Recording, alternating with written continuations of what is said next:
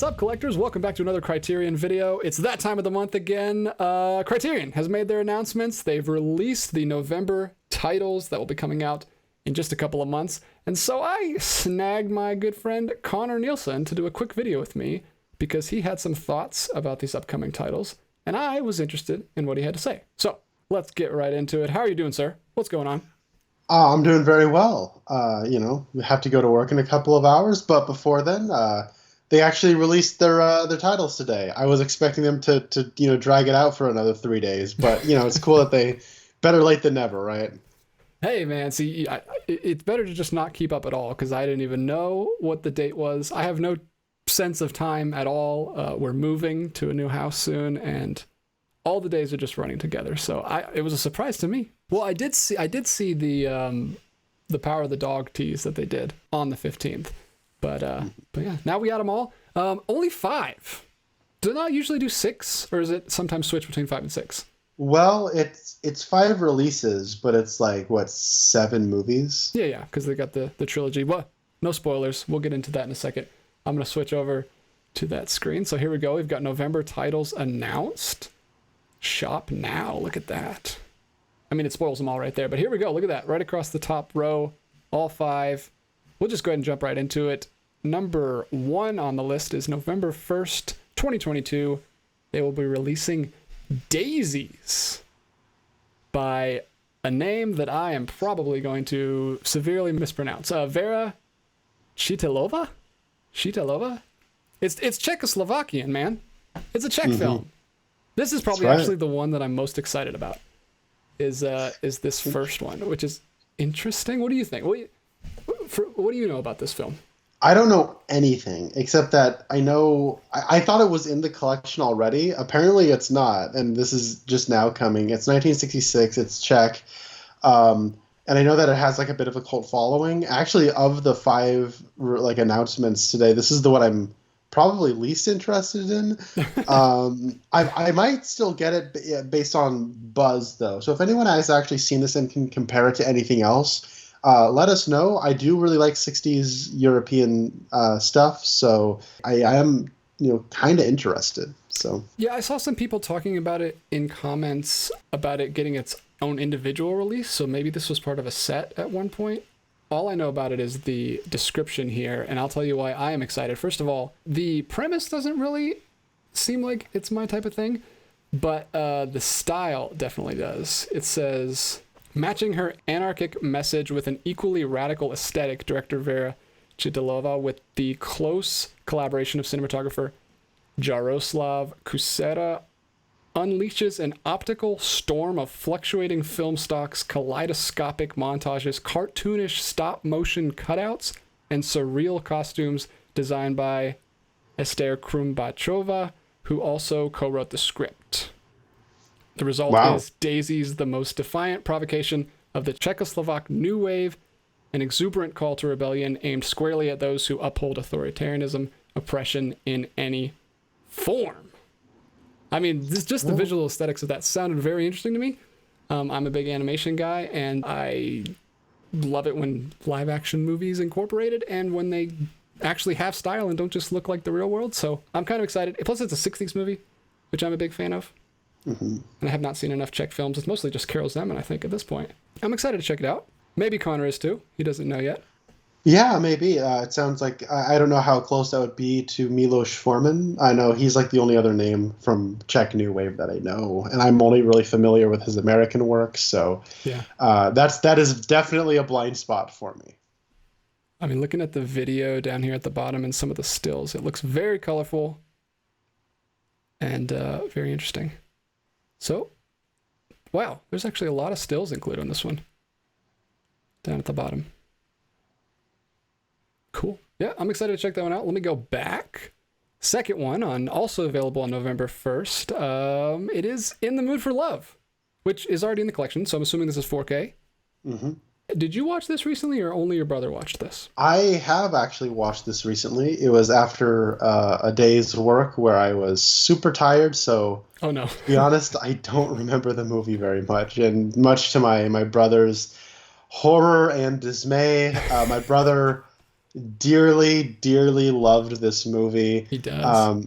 He actually was watching it one night when I went to sleep, and I heard him weeping because it touches him emotionally so deeply and so profoundly. I know so many people love this movie, and I am gonna pick this up Hmm. because my copy of In the Mood for Love is the Blu-ray. And it's actually not my copy, it's my brother's copy, and he is moving out pretty soon, so I So need much to get a moving. copy. I know, I know. It's a Yeah, time of I change, didn't even right? say this is One Car Y. Your brother has the box set, or he just has the Blu-ray copy? No, he just has the Blu-ray, and this is Okay. what interests me is when they put out the World of Wong Kar-wai Blu-ray set, they did a lot of like meddling with the color timing, and I know a lot Hmm. of people did not like that. And Yeah. in the case of In the Mood for Love and Chungking Express, now that we had like direct things to compare it to, a lot of people were not happy with the World of Wong Kar-wai color grading. And I'm curious to know if this 4K is going to be that color grading or not. Because if it is, I'm going to go buy my own copy of the Blu-ray, which is still available. And that way I can do what I did with Le Cercle Rouge, where I kind of I have both transfers of the movie color grading wise, and I could kind of choose between which one I want. Yeah, I'm just skimming through the photos here at the bottom of the page, and it looks beautiful. I of course don't know the original colors, so I would have to compare it. But yeah, that's one I'm interested in, just based on your brother's recommendation. Honestly, he recommended I specifically should watch it, but he might just be telling that to everyone because he loves it. And One other thing of note is usually when these 4K versions of these films that have been in the collection before, they usually just keep the same image. There mhm. might be some slight alterations to the presentation, like Le Cercle Rouge has now the red circle written below it in the 4K version, I believe. Mhm. The red shoes is a darker, and it's Very subtle, yeah. very subtly darker. But this is just a different cover for In the Mood for Love altogether. That's I would prefer that. I wish they would Me make too. them stand Me too. out a little more. So, but I guess they've always done that. The Blu-rays and the DVDs are the same artwork, so I guess it makes sense. But I would love it if, especially for the big ones that they're re-releasing, that a lot of people are going to double dip, that they would give us a little bit more incentive with the cover. That's an interesting one. I'm not sure yet if I want to pick that one up, but you definitely will be, and you have to because you have all the 4Ks. I do. I do. Got to keep So that going as long as you can. yeah. Next up, we've got The Power of the Dog, November 8th, from Jane Campion. This is one we've both seen. I watched this last year, and I did like it. I don't know if it would be one that I'm going to go back to and keep watching, though. How do you feel about this one? Do you think you're going to pick this one up? Well, I have to. A, because they are putting out a 4K, Oh, and B, it was wow. nominated for Best Director. That's true. So, Connor has all of these. oh, sorry, it was nominated for Best Picture. It won Best Director. Mhm. And you're trying to pick up every Best Picture nom in history? Well, that's the thing. This started in 2014, where I'm like, I'm gonna buy all of the Best Picture nominees Ooh, every year, and quite the commitment. then I was realizing as I was going along that this probably applies retroactively too. So if there is a movie that gets nominated for Best Picture, I guess I have to get it. Have So to, uh, but yeah. I yeah, big air quotes there. In the case of this one though, like this is in the age of streaming, it's like there are now holes, Mhm. right? Like Yeah, I yeah, that's a good I point. You kind of have to pick up the Netflix ones unless you want to be subscribed to Netflix forever. I think I have all of the 2019 ones, unless there's something I'm forgetting. But in the case of 2020, Mank still doesn't have a Blu-ray or physical release. Hmm. Neither does Trial of the Chicago 7. Sound of Metal is finally coming to, getting a Yeah. 4K from Criterion. But then, like last year, like there was like Coda and like other streamers exclusives that it's like, okay, I don't know if I'll ever actually own all of these. Yeah. So this one's pretty popular. I don't feel like I need to describe this one at all. But director approved 4K UHD Blu-ray Special Edition features. So that's cool because this will be the first time any bonus features will be released for this Yeah. because it is a streaming exclusive.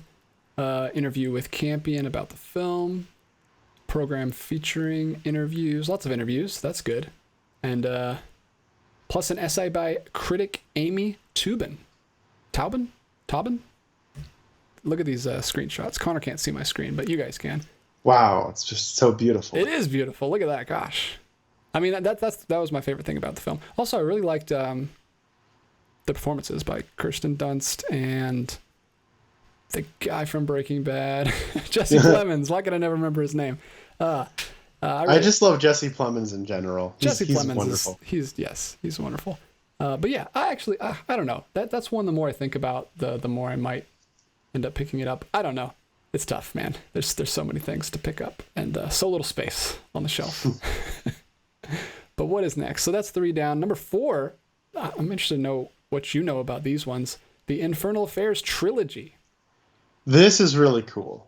So I guess November is going to be Tony Leung month because he is the lead, of course, in The Mood for Love. For, I guess, Western audiences just got a taste of him recently. He was the villain in the Shang-Chi movie. And he's cool. One of the 2 leads of the Infernal Affairs trilogy.